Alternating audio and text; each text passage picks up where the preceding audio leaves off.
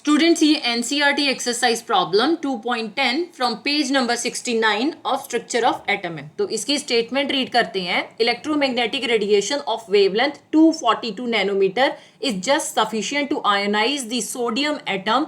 Calculate the ionization energy of sodium in kilojoule per mole. ठीक है, आपके पास एक इलेक्ट्रोमैग्नेटिक रेडिएशन है जिसकी वेवलेंथ 242 नैनोमीटर गिवन है और ये सोडियम एटम को आयोनाइज कर रही है। ठीक है, सोडियम एटम का मतलब क्या है कि इसने सोडियम एटम को Na पॉजिटिव प्लस एक इलेक्ट्रॉन की फॉर्म में डिसोसिएट कर दिया है। अब ये एक इलेक्ट्रॉन जो है ये इस सोडियम सरफेस से इजेक्ट हो जाएगा, राइट। तो इसके लिए जो वेवलेंथ रिक्वायर्ड है that is 242 nanometer, right. So obviously इस क्वेश्चन में हमने आयोनाइजेशन एनर्जी ऑफ सोडियम जो है वो किलोजूल पर मोल में फाइंड आउट करनी है। दैट मीन्स कि हमने आयोनाइजेशन एनर्जी एक मोल ऑफ सोडियम एटम्स को आयोनाइज करने के लिए कितनी रिक्वायर्ड होगी वो फाइंड आउट करनी है।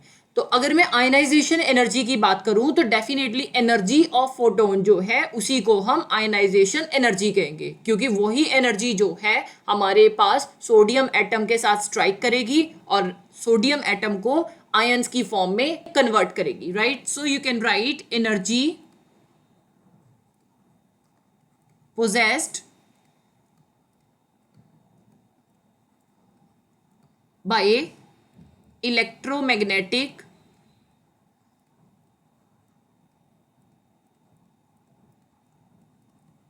radiation with wavelength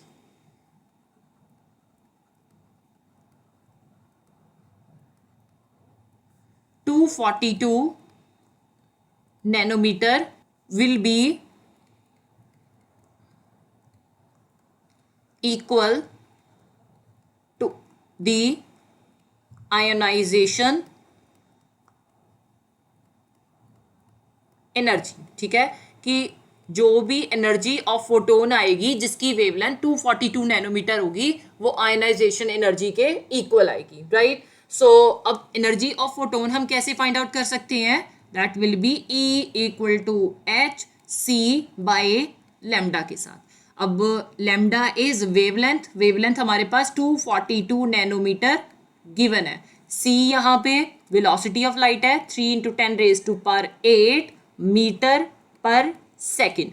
अब यहाँ पे वेलोसिटी ऑफ लाइट जो है वो SI यूनिट्स में प्रेजेंट है, तो हमें ये जो वेवलेंथ है इसे भी SI में कन्वर्ट करना होगा। सो 1 नैनोमीटर में 10⁻⁻9 मीटर प्रेजेंट होते हैं, राइट। सो आप साइड पे लिख लो 1 नैनोमीटर इक्वल टू 10⁻⁹ मीटर। अब हमने H की वैल्यू देखनी है। सो H यहाँ पे प्लैंक्स कांस्टेंट है 6.626 इंटू 10⁻⁻34 जूल सेकेंड। ये हम energy of one photon find out कर रहे हैं। So definitely E equal to H की वैल्यू 6.626 इंटू 10⁻⁻34 जूल सेकेंड आ गई। C की value 3 into 10⁸ metre per second divided by lambda 242 into 10⁻⁻9 metre बन जाएगी।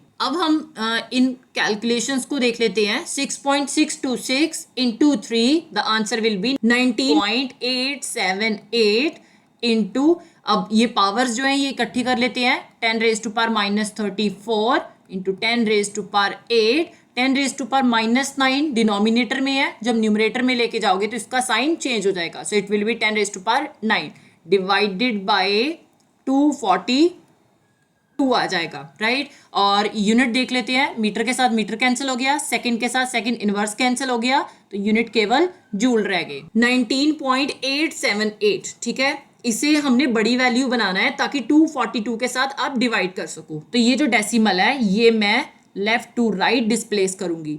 तो जब भी decimal left to right displace होता है, राइट, तो पावर हमारे पास नेगेटिव में आती है। सो 1987.8 और 2 डिजिट डिस्प्लेस कर रहे हैं तो डेफिनेटली पावर जो है वो 10⁻⁻2 आ जाएगी डिवाइडेड बाय 242 आ गया। बाकी की पावर्स आप साथ में मेंशन कर दो। So 10 raised to power minus 34 into 10 raised to power 8 into 10 raised to power 9 unit joule आ गए. So 1987.8 divided by 242, the answer is 8.214. सारी की सारी पावर्स जो है वो मल्टीप्लीकेशन में है, तो ये सिंपली आप ऐड कर दोगे. So 10 raise to power minus 2 minus 34 plus 8 plus 9 और unit joule.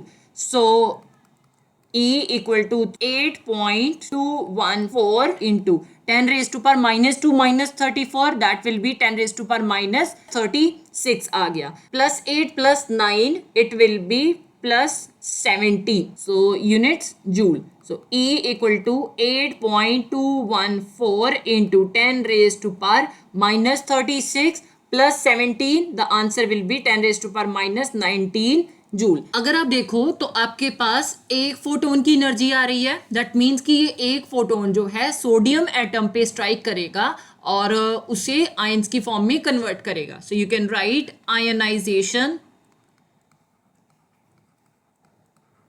Energy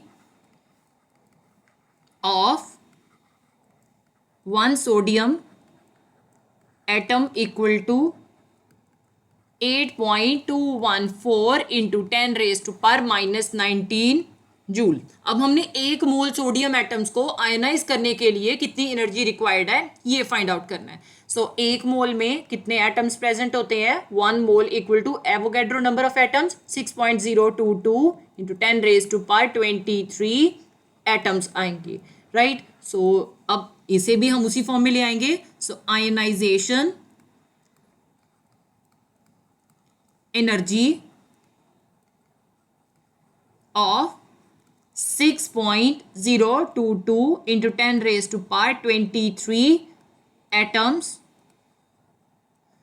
equal to, अब यूनिटरी मेथड लग रहा है. सो 8.214 into 10 raised to power minus 19 joule divided by this 1 atom into Avogadro number of atoms 6.022 into 10 raised to power 23 atoms आ जाएगा. Right. सो ये एक मोल में इतने एटम्स प्रेजेंट है, ये आप साथ में एटम्स पर मोल भी लिख सकते हो. राइट. सो डेफिनेटली यहाँ पे एटम्स पर मोल आ गया. अब एक एटम इस एटम के साथ कैंसिल हो गया. सो 8.214 into 6.022, your answer is 49.4.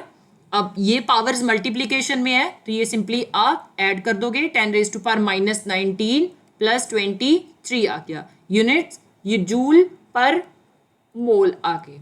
49.4. Right. यहाँ पे अगर देखें 10 raise to power minus 19 plus 23, that will be 10 raise to power 4 joule पर मोल आ गया.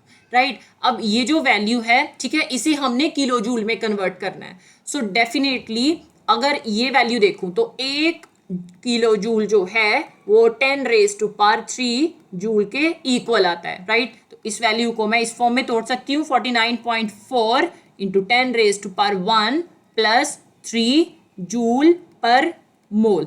Right. So 10 raise to power 1 plus 3 का मतलब क्या है कि ये दोनों पावर्स जो है मल्टीप्लीकेशन में है. So 49.4 into 10 raise to power 1, that means कि ये 10 ही हो जाएगा, into 10 raise to power 3 joule पर मोल आ गया. Right. 49.4 into 10, it will be 494 into 10 raise to power 3 joule पर मोल आ जाएगा. हमने यहीं पे बात की है कि 1 किलो जूल जो है वो 10 रेज टू पावर 3 जूल के इक्वल आता है. तो डेफिनेटली ये यहाँ पे वैल्यू पुट कर देंगे. सो 494 kilo joule per mole is the ionization energy of 1 mole of sodium atoms.